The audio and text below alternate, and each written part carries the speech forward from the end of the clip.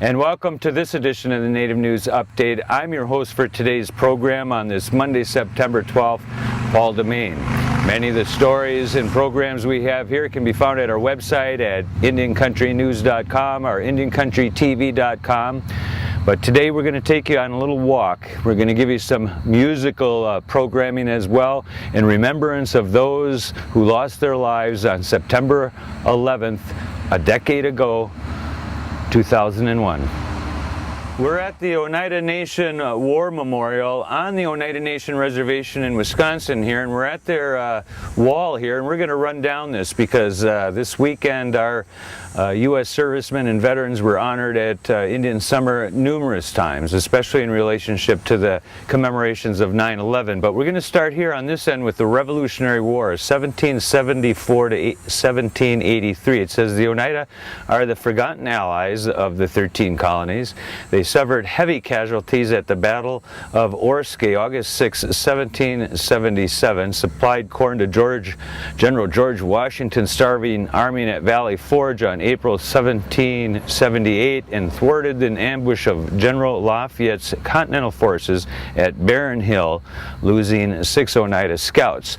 That's the first plaque that's set up there, and somewhere down here at the Oneida Nation Museum you can find a list of those veterans. You can find all the veterans that are related to in these plaques here that the Oneida Nation has placed here just on the western edge of Green Bay, Wisconsin. The War of 1812 to 1815, the Oneida tribes of the Ohio and Northwest area fought for the Great Britain because they were angered at the colonists taking and settling their lands.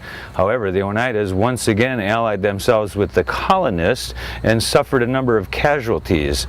The Treaty of Ghent ended the war. There was no land set aside or gained, and peaceful relationships between the United States and Great Britain advanced from that time forward.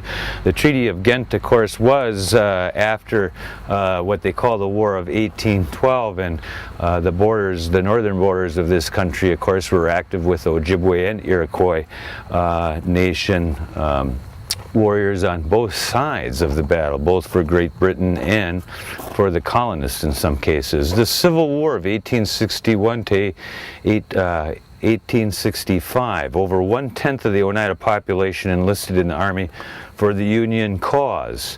Of these volunteers, 46 were killed, missing in action, or died in the South of disease. They distinguished themselves at the Atlanta Campaign and the Battle of Nashville. The Oneidas organized a company of sharpshooters in the 3rd Wisconsin Volunteer Infantry. World War I, 1917 to 1918, Oneida people left the Oneida Reservation to serve the United States and Europe. The only American Indian woman to serve as a nurse was a member of the Oneida tribe, another tribal member. A physician on the front lines in the Lost Battalion was wounded while retrieving a comrade and died of his wounds 5 days before the armistice or the end of that conflict. We're also talking here with World War II, 1941 to 1946. It says here, hundreds of Oneida men and women left their homes to fight in all theaters of the war, from Africa to Italy, Germany, the South Pacific, and Asian mainland. Some were victims of the Bataan Death March in the Philippines. Eventually, the Philippines and the survivors of the Bataan Death March were liberated. And I'm going to go all the way to this one and turn the other way here. The Korean War, 1850 to 1955. We have many of the Oneida who served in World War II also served in Korea. Members enlisted and some of them were drafted into all branches of the military. During combat, some of those men experienced extreme deprivation and poor conditions as prisoners of war. This war is often referred to as the Forgotten War. And we know we had several prominent Korean War veterans up at Lakoutere as well, all the way across Indian country. And these aren't just dedications to to the Oneida and Iroquois people, but everyone. So we remember the service of all Indigenous people. Vietnam War, 1964 to 1975. The Vietnam War was called the longest of all American wars. The Oneida men and women of this war were very likely the family of veterans who served in other previous American wars. The Oneida were well represented in all branches of the military in this unconventional war. Down onto this one, Desert Shield, Desert Storm, 1990 to 1991. Oneida members, as part of a U.S.-led coalition, were called upon to liberate Kuwait and defend Saudi Arabia and other countries in the Gulf region from Iraq. So again, another plaque for them. There are names on some of the bricks down here. We don't see this very often. War in Bosnia, 1992 to 1995. Oneida members participated as a peacekeeping armed forces in Operation Joint Endeavor with the United Nations to prevent further massacres and genocide in this region. And here's another one that we don't often see remembered very much, because it's from the Kosovo War, 1996 to 1999, 3 years long. During the Operation Allied Force, Oneida members were tasked with NATO forces to defend Kosovo against the ethnic cleansing and compel compliance with demands of the international community. Again, a lot of places we don't see some of these smaller, some people say, well, they're not really wars, but people still sacrifice their lives and careers. War on Terror, 2001 to the present. Following the September 11, 2011 attacks, Oneida men and women were deployed worldwide to conduct combat operations against terrorism in countries that support and harbor terrorism and to defend our country from future attacks. Dedicated to our future warriors who will proudly represent the Oneida Nation and serve the United States to help maintain peace and the freedoms we enjoy. That's a little bit about what we saw this weekend in Milwaukee, Wisconsin, with Brulé dedicating one of their songs to these veterans, and the introduction of the canine dog who sacrificed his life, his replacement being rookie number 2. So we've got that coming up next. Take a look at that. I'd like to share a short story with you. It was a couple of years ago that I happened across a young gentleman through a mutual friend, and we began to talk. And it was then that I realized this young man had an extraordinary story. And he went on to tell me about an event in his life that changed the course of destiny forever for him. He was from Saginaw, Michigan, and part of the Saginaw Law Enforcement Division. He worked with the Canine Division with a longtime and faithful canine friend called Rookie. Together, him and his friend Rookie were guardians of the nights, traveling and patrolling and driving in the streets of Saginaw time after time and year after year. Then came a call of an event in New York City. The World Trade Towers had come down. And he was called upon, him and his friend, to go and serve. And it was there they went and worked on a rescue mission around the clock. Him and Rookie were there on top of the pile at ground zero, hour after hour. They're providing help and assistance for those in need at a time of crisis and of great turmoil and trial and tribulation for our great country of America. They made it through the event. We don't know how many lives may have been saved or how many life-changing events took place during that week, but they made it home safely. It was sometime later, though, that my friend received news that his partner, his canine partner Rookie, had become ill from the overexposure of toxic chemicals there at ground zero. And despite all the efforts and all the finest medicines and pharmaceuticals and medical attention, our friend Rookie, who served our country well, did not make it. At midnight tonight, we will celebrate our country's 10th anniversary of 9/11.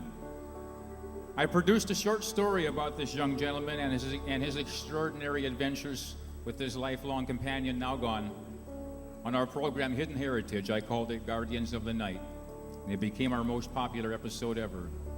I think it's fitting that if we may, at this time, pay tribute and remember all of those fallen during our 9/11 as I bring out one of the true Native American heroes of all times. Would you please help me say thank you and welcome to Joaquin Guerrero and his new dog and partner, Rookie 2. Here they come.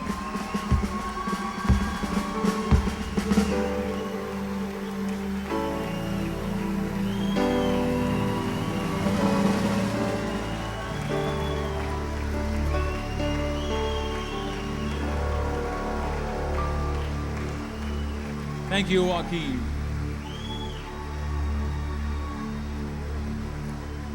Ladies and gentlemen, Rookie 2.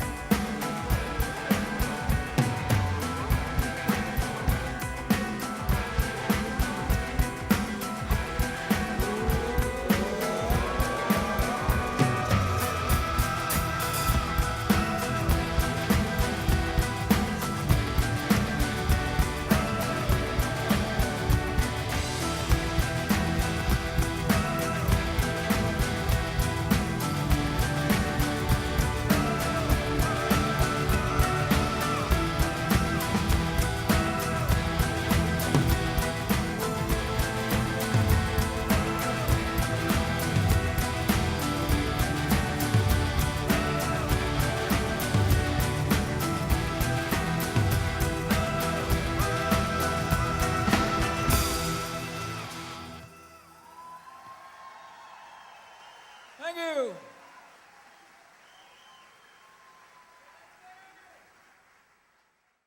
And that is the latest edition of the Native News Update from the Oneida Nation of Wisconsin near Green Bay.